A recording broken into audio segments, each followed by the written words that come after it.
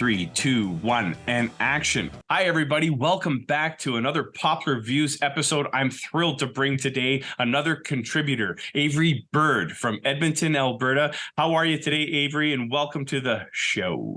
I'm great. Thanks so much. How are you doing?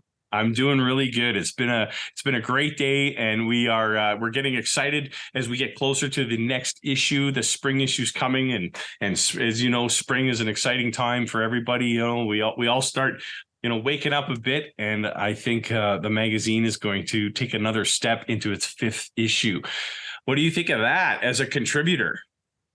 I mean, it's been so exciting getting to be with the magazine since really the second issue was when I joined, and getting to see it grow and expand. There's so many new writers now compared to when I started, and that's really exciting. And just being able to contribute to be a part of something has been really exciting.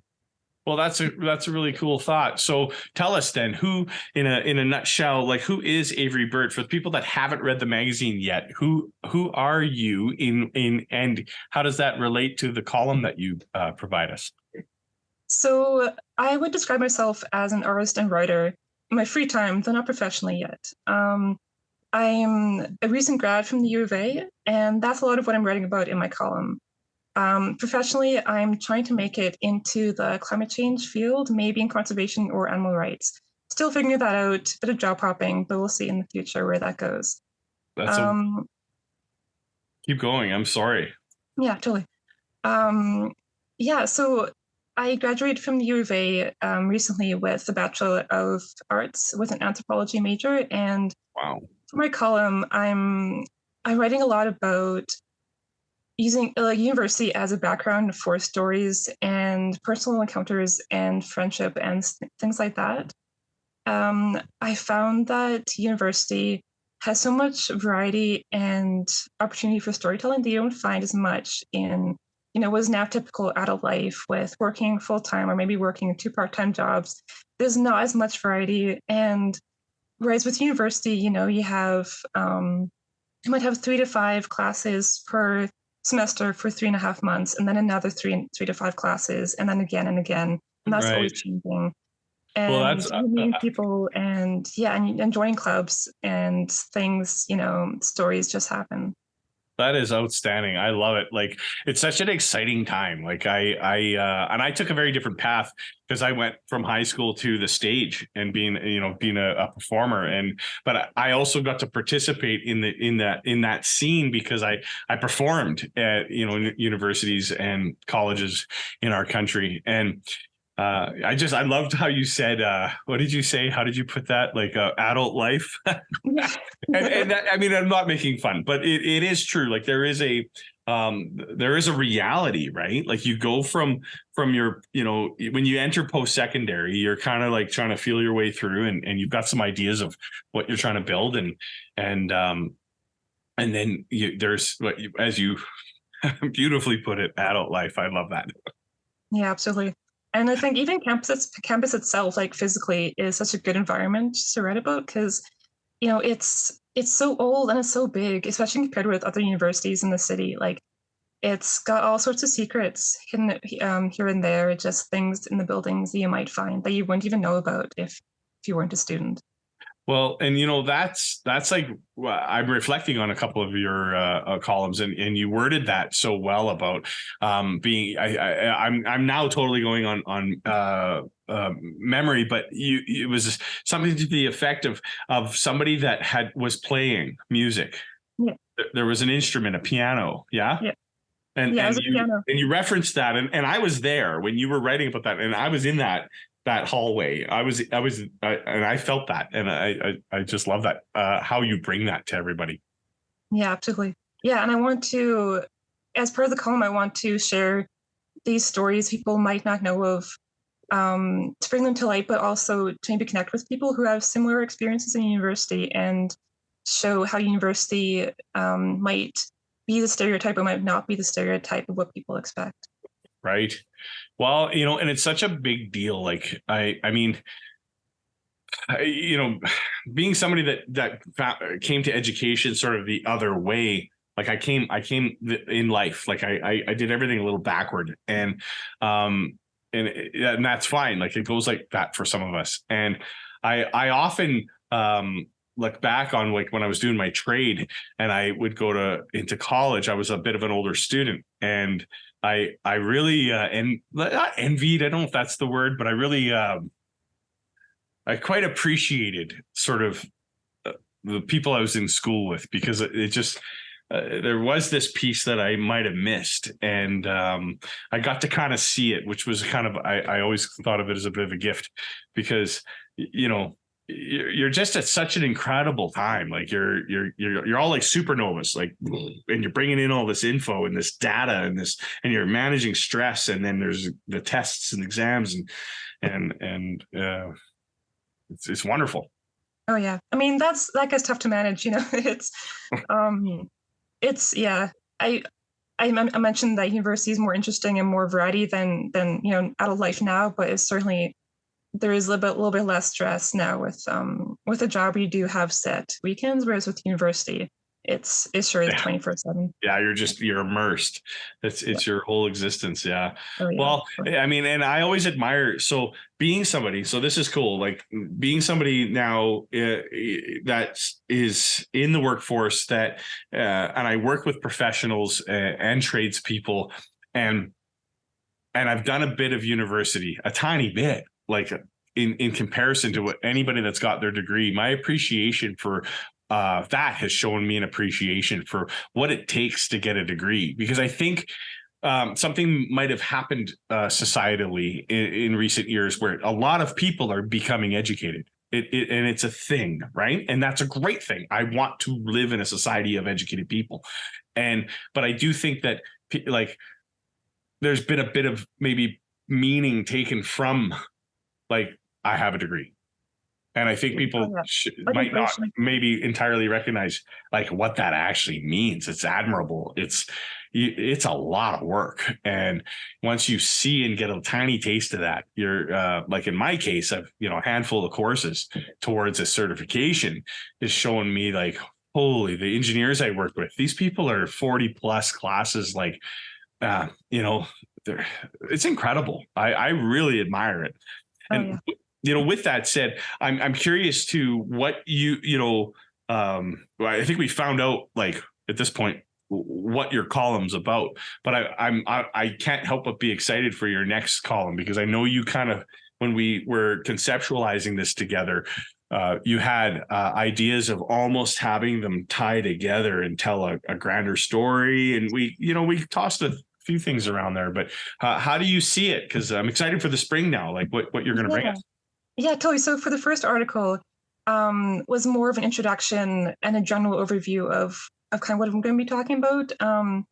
And I'm hoping that each consecutive article will be more narrow and have more of a thematic kind of focus. Cool. But still bring me in a variety of different stories and things in each one. And for the next article I have, it's going to be a bit more about like a little bit more emotional about that side of university, and the pros and cons and the balance between between exhaustion and potential is a big thing I'm talking about with this one in university, and how you might the stereotype of university is very positive and very utopian most of the time, and I'm talking about a little bit about how it can be the stereotype, but how it might not be, and how that that dynamic and that balance there.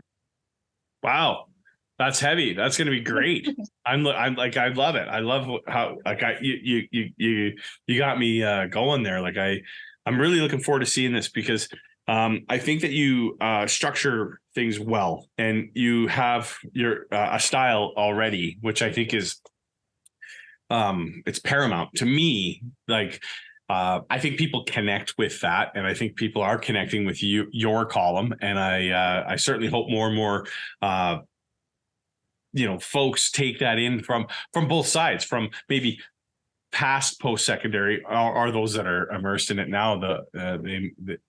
My hope is that they connect with that, because that's the whole point of Poplar Magazine is to try our best to cover as much ground in the Alberta society as we possibly can.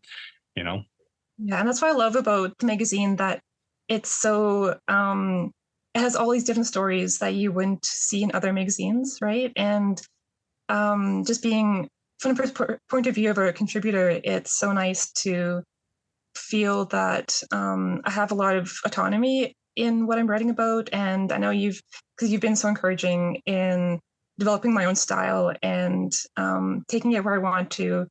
Like, and for comparison, even with, like, I wrote for the Gateway a little bit in university, and of course they have their particular styles. There's nothing wrong with being a little bit more heavy in the editing, but for something like that, you don't really pick the title. You don't have as much opportunity in the style, but with this Mm. magazine, I can choose, like, my image, is a big part of it, and my style and Well, all that. that's critical to me. Like I wouldn't want this any other way, really. Like, to me, um, let everyone run with it to some degree. Obviously, you show up talking about some wild stuff, I'm going to be like, hey, wait a second. Yeah. But all jokes aside, I think that's how I wrote for a long time. And uh, a long time ago, I was given a gift, and it changed the way I wrote, and it was called The Artist's Way. I don't know if you've ever heard of it. It's Mhm. um, it was written by a person, Julie Cameron, I believe was the name. I'm totally just referencing this literally off the cuff here, but there was a lot to this book, and I recommend it to anybody, especially a writer, but anybody that wants to create. I think this is an important text. It's an important book, and the Artist's Way really had one tool that I took, and it was the morning pages. And what that is like a turn and burn. You get out of bed, and the first thing you have, pen, notepad, and it's 3 straight pages of loose leaf, and you're writing like a mad person. Like there's no punctuation, no spelling. It doesn't have to look good. You're pouring the next thing out of your head onto this page, and then you destroy it if you so choose. If it's that, maybe it's that much, you get rid of it. That's it. And that's how I unlocked. And I still, to this day, when I get stuck, I'm working on a book, finding, as I've shared with you, finding laughter. When I need to write and pour it out, that's what I do. Like you mentioned the word autonomy, and I want that for everybody. I had it when I was writing with Post Media. I wrote columns for our municipal newspaper, and I pretty much had full autonomy. Do what you want, write about the people of the community, and I loved every second of that. So I want that for you guys as well. Yeah, that sounds like a great book. I'll definitely check that out. If I could, on a similar line, if I could share some, like, what helps me with writing um, is understanding which time of day I work best, because I'm more of a night person, and so I might try to sit down and write around like 2 p.m. and, like, no, nothing's happening, but then I'll be in my room on my laptop and have some tea at 3 in the morning, and that's when the words are happening. And so that, and, like, not following a conventional schedule, that helps me quite a bit. Well, yeah, I understand, because I see of all the people I'm communicating within Poplar, your replies are very, very early. And I love it because I'm actually up very early. So I'm up about 4:30. So sometimes you may have seen my replies coming actually kind of early. And I never fear sending you an email at 5 a.m. Whereas everyone else in my professional life, I'm like, maybe that'll go at 7:30, like, because I know they're not functioning yet. But Avery, yeah, probably up. Oh, that's so funny, because it's like our sleep schedules are so different that they almost align. Right? Like I'm like yours. totally opposite. Like if I'm not down by 9 today, tomorrow will be okay, but it's going to have challenge. Yeah. Listen, I cannot thank you enough for just your participation. You're appreciated so much. The columns have been great. I'm looking forward to where this goes. Where does this take you? What does this do for you? And in saying that, I guess that's a big question. I'm going to close with that question: is what would you, if you had a magic wand, what kind of direction do you see or wish for Poplar Magazine to go? That's a big question. It is. But just to expand on what's already happening, and expand on the format, I think, like with the video and graphic design, and bring in new perspectives, bring in new stories. And it was already a big nature focus, which I think is such a cool thing to have. But I suppose if we could bring in stories from like different places around Alberta, like to have a focus on the province itself, maybe like geographically, I think that'd be Yes. really neat too. That is a bit of a challenge. I'll agree with you. I would love that. And I think we're going to get there as we continue to get things out there. So I love that feedback. I appreciate it very, very much. Once again, thank you so much for joining us on PoplarView today. I look forward to your column, and everybody out there watching, you have to check out Avery Bird's column. It's just something to read. The way the wordsmithing and the way that Avery brings everything together is it's unique, and it stands on its own, and it is a major piece of the success of our magazine. So if you've been wondering what we're doing over here, you visit poplarmagazine.com today and check us out. Okay. Thanks so much, Avery, for being on the show. I look forward to your next column. Thank you so much. This is great. All right. We'll talk soon.